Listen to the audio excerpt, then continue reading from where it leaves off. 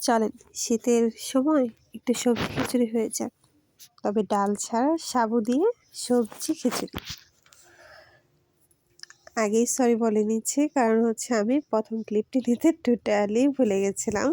তো কিভাবে করেছি প্রসেসিংটা বলে দিচ্ছি। প্রথমে চুলাতে পাত্র দিয়ে তার মধ্যে পরিমাণ মতো তেল এবং গোটা মরিচ, তেজপাতা এবং গোটা জিরা, এগুলো দিয়ে জিরাটা যতক্ষণ ভাজা না হয়েছে তার মধ্যে আদা কুচি করে দিয়ে দিয়েছিলাম।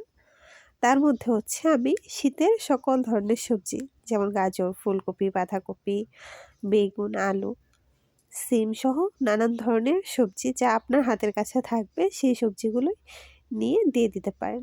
তারপর সবজিগুলো সেই ফোড়নে ভালোভাবে ভেজে নিয়েছি এবং তার মধ্যেই দিয়ে দিয়েছিলাম হলুদের গুঁড়া এবং মরিচের গুঁড়া। অন্য দিন সাবুটা আমি সবজির সাথে ভেজে ফেলি, কিন্তু আজকে আর ভাজিনি।